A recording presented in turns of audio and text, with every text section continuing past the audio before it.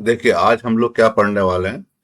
बहुत interesting topic है और इसका जावा के इंटरव्यू में जरूर आपको क्वेश्चन पूछेंगे। तो लामदा एक्सप्रेशन। तो लामदा एक्सप्रेशन क्या है, पहले उसको समझते हैं, बाद में उसको देखेंगे कि हम लोग कैसे उसको प्रैक्टिकली यूज कर सकते हैं। फाइन। तो देखिए कोई भी फंक्शन जो नॉर्मल हम लोग जावा में लिखते हैं, अगर उसके लिए ये चार चीज हम यूज करते हैं। तो पहले मैंने क्या लिखा है, हम नाम हटा देंगे फंक्शन का, या आप बोल सकते हो कि नाम नहीं रहेगा। उसका रिटर्न टाइप हम हटा देंगे, कोई एक्सेस मॉडिफायर नहीं होगा। और फिर हम लोग यूज क्या करेंगे, एरो की यूज करेंगे। बस ये लामदा एक्सप्रेशन हो जाएगा। ठीक है। कोई नाम नहीं होना चाहिए, रिटर्न टाइप नहीं होना चाहिए, एक्सेस मॉडिफायर नहीं होना चाहिए। ओके। और हम लोग एरो की लगा देंगे, बस यही लामदा एक्सप्रेशन हो गया। फिर उसके क्या यूज है क्या नहीं है वो हम लोग बाद में डिस्कस करते हैं। ठीक है। देखिए नॉर्मल हम लोग जावा में कैसे लिखते हैं, हम लोग ऐसे लिखते हैं, पब्लिक वॉइड शो और मुझे प्रिंट करना है हेलो। तो नॉर्मली कैसा, ट्रेडिशनल प्रोग्रामिंग में मैं ऐसे लिखूंगा। तो अभी आपको मैंने क्या बोला था कि लामदा एक्सप्रेशन क्या है, नाम नहीं होना चाहिए। तो यहां पर कोई नाम नहीं है, इसका रिटर्न टाइप कुछ नहीं है, एक्सेस मॉडिफायर भी नहीं है। और यहीं पर मैंने अभी क्या किया, एक एरो फंक्शन लगा दिया।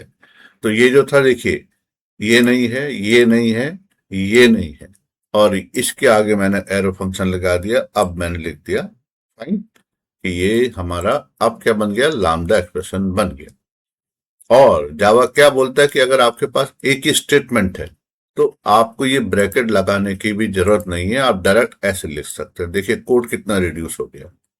फाइन, ये समझ में आ गया। तो ये आप याद रखिए, क्या क्या है, नाम नहीं होना चाहिए, रिटर्न टाइप नहीं होना चाहिए, एक्सेस मॉडिफायर नहीं होना चाहिए, और आप एरो की लगा देंगे। अभी दूसरा एग्जांपल देखिए। फाइन, यहां पर एक फंक्शन है, ओके, ऐड, जो आपसे दो इंटीजर पैरामीटर ले रहा है। तो नॉर्मल हम लोग ऐसे ही लिखते हैं उसको, जो भी फंक्शनलिटी है। तो अभी हमने क्या बोला था, ध्यान से सुनिए। नाम नहीं होना चाहिए, ठीक है।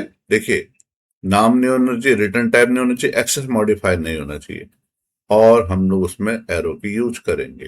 तो अब देखिए यहां पर मैंने नाम हटा दिया, फाइन, मैंने एरो की लगा दिया, ये वाला रिटर्न टाइप हटा दिया, और मैंने यहां पर लिख दिया system dot out dot println A plus B.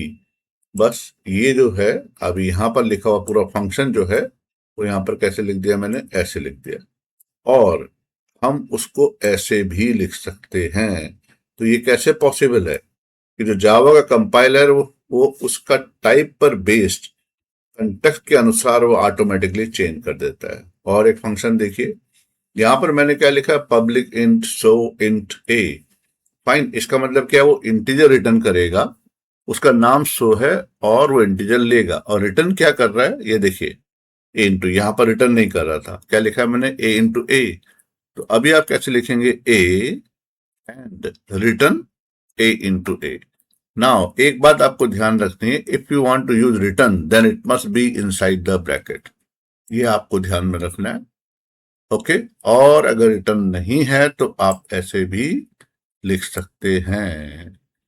इतना समझ में आया। तो आप लैम्डा एक्सप्रेशन क्या है, ठीक है, नाम नहीं होना चाहिए, रिटर्न टाइम नहीं होना चाहिए, एक्शन मॉडिफायर नहीं होना चाहिए, और हम लोग क्या यूज करेंगे, एरो की यूज करेंगे। फाइन, अभी क्यों हम यूज करते हैं, तो सबसे पहले इसका बेनिफिट है लेस कोड। कोड आपने देखा कि हम लोगों ने बहुत रिड्यूस कर दिया, और कलेक्शन के साथ में बहुत ज्यादा यूजफुल है। एंड लामडा जो है वो फंक्शनल इंटरफेस के सामने काम करता है। तो अभी ये आपको समझ में आ गया, ये हम आगे जाकर के इसको भी समझेंगे। तो आज के लिए हम इतना ही देखते हैं, मिलते हैं अपने नेक्स्ट सेशन में। Thank you for watching this. और अगर आपको मेरे वीडियो पसंद आते हैं तो अपने फ्रेंड लोगों के साथ में शेयर किए, लाइक करिए और सब्सक्राइब भी कर दीजिए। Thank you for watching this.